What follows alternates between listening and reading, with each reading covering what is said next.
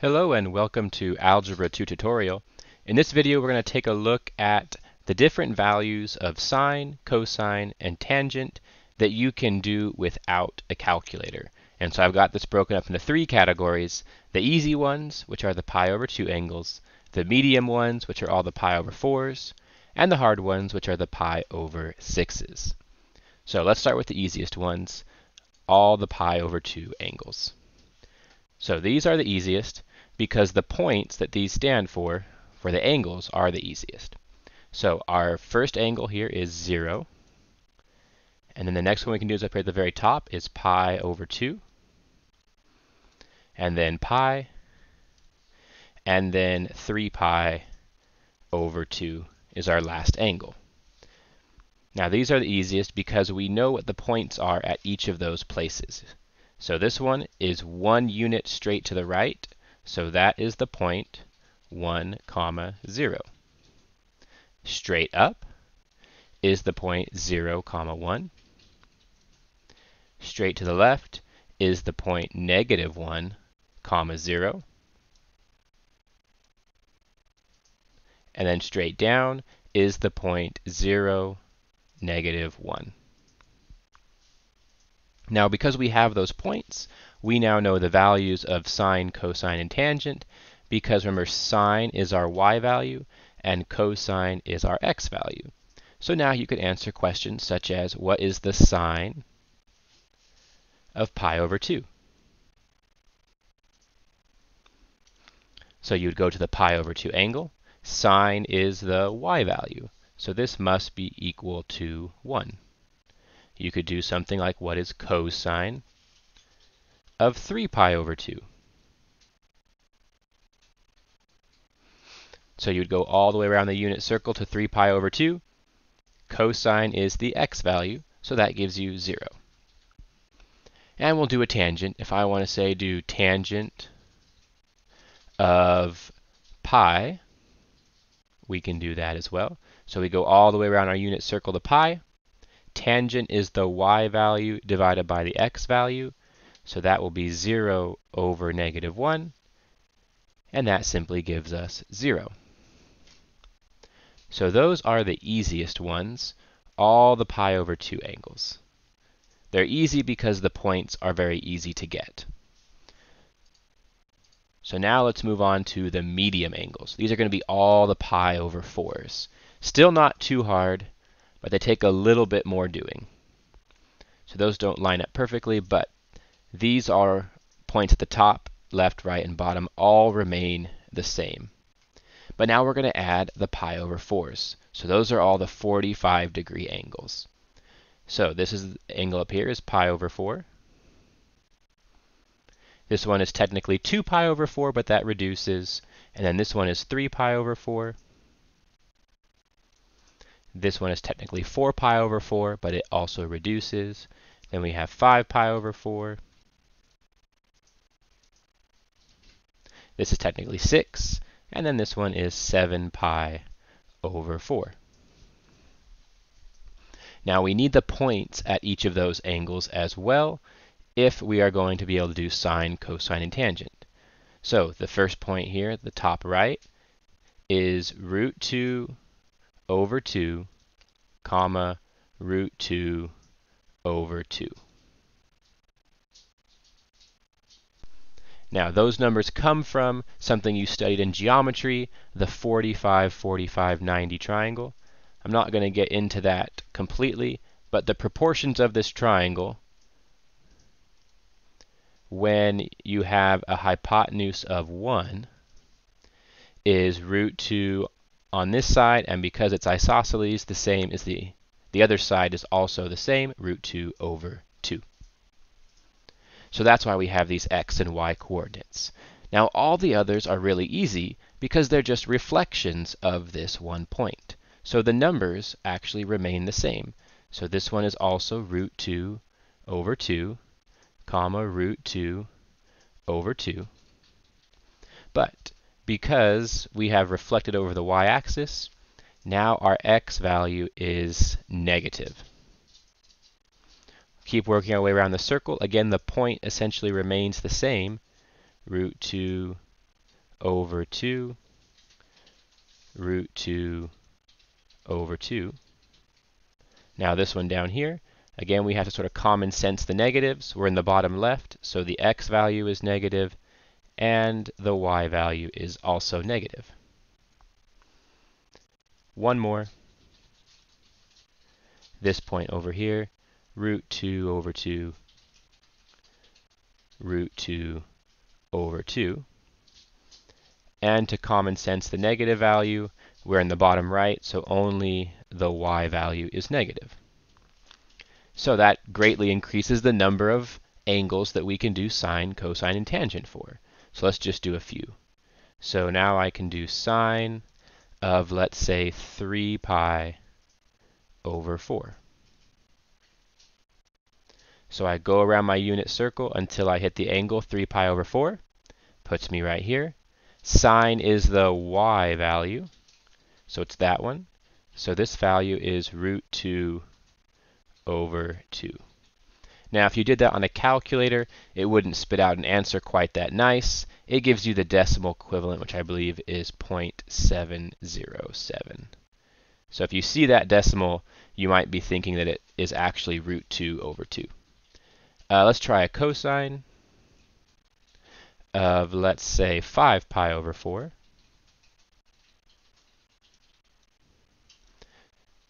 So now we go around our unit circle to 5 pi over 4, all the way around to here in the third quadrant. And cosine is the x value, so that would be this one, negative root 2 over 2. And we shouldn't leave out tangent. Let's do one of those. So tangent of, let's do 7 pi over 4.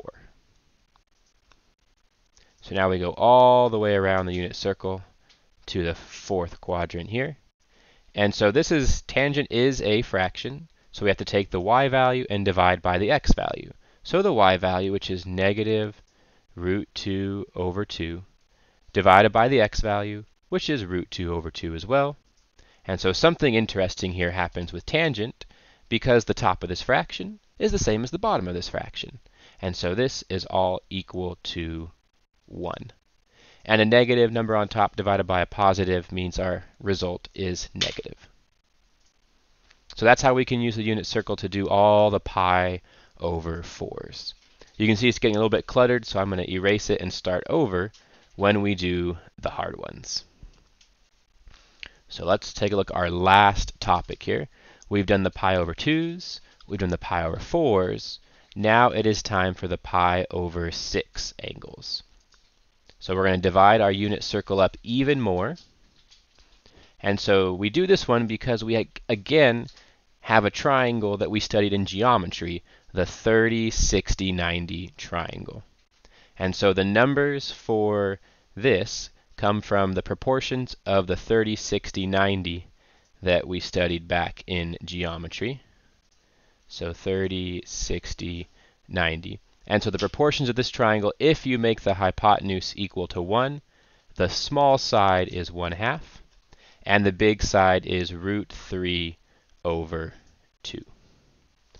And so when we lay this triangle along, say right here, the x value is the bigger one, the root 3 over 2. And the y value is the smaller one, 1/2. And as we go along, we now take a look at the next, the 60-degree angle, which is this one. Now this triangle is the same triangle but oriented slightly differently. Now the x value is the short one, so 1/2. And the y value is the long one, the root 3 over 2.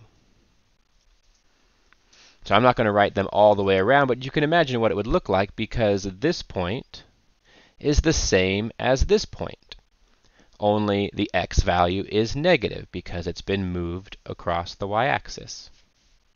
And this point is essentially the same as this point, only because it's been moved across the y-axis, the x value will be negative. So the way I remember this is I orient myself with the triangle. The short leg is 1/2, and the long leg is root 3 over 2. So once you can visualize your triangle, if the y value is the longer leg, you know it must be this number. If the x value is the longer number, you know it must be this value. But if we're going to do that, I guess we also need to put our angles up here. We need to be good at those angles. So let's put those on there. So these are the pi over 6 angles. So this one is pi over 6. This one is technically 2 pi over 6, and that reduces to pi over 3. This one is 3 pi over 6, which reduces to pi over 2. And then this one is 4 pi over 6, which reduces to 2 pi over 3. This one doesn't reduce, so we have 5 pi over 6. This one is technically 6 pi over 6, which reduces to pi. 7 pi over 6. We're just counting all the way around. This one is technically 8 pi over 6, but that reduces to 4 pi over 3. This is technically 9 pi over 6, but that also reduces to 3 pi over 2.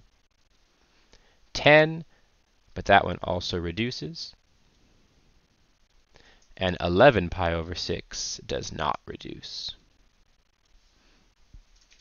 So using the sort of symmetry of this circle, we can now do a lot more values of sine, cosine, and tangent. So let's do 3 of them here. Let's do sine of, say, 5 pi over 3. Now for me personally, when I see this, I'd turn this back into a pi over 6. So that would be 10 pi over 6. And so I would count around my unit circle. 1, 2, 3, 4, 5, 6, 7, 8, 9, 10.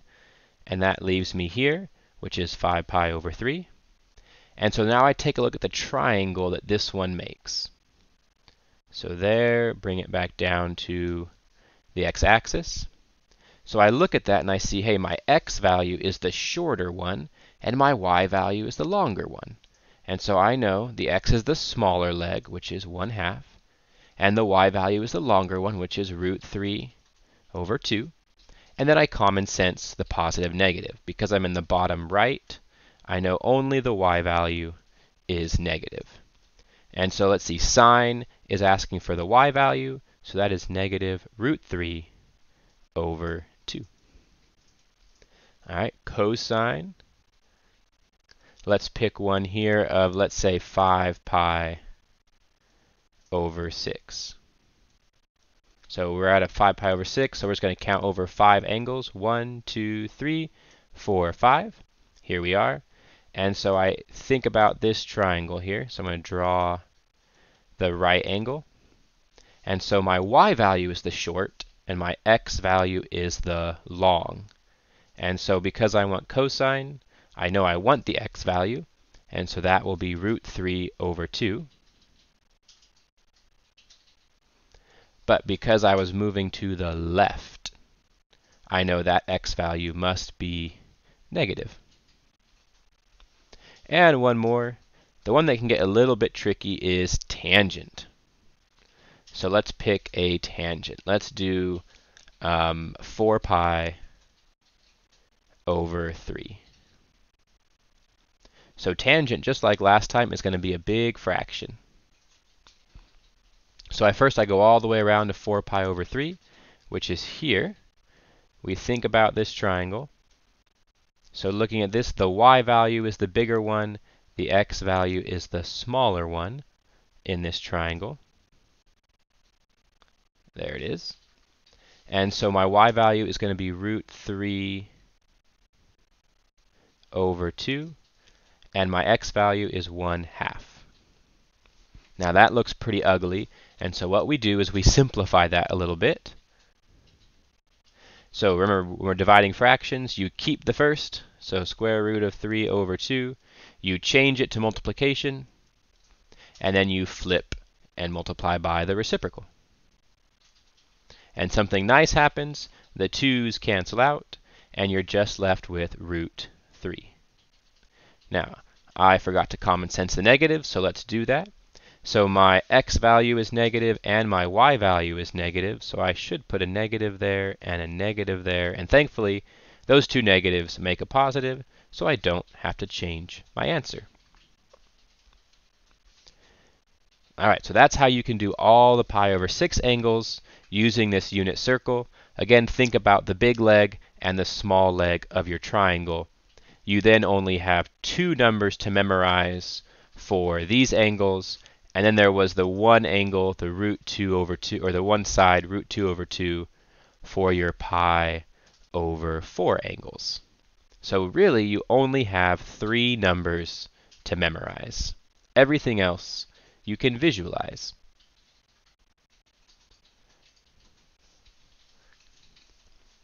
All right, so that's how we can do different sine, cosine, and tangent values without a calculator. So here are a few for you to practice. I would recommend drawing the circle and then putting the angle on that circle. And then hopefully you can common sense what point is supposed to be there. And then you can find each value. Good luck.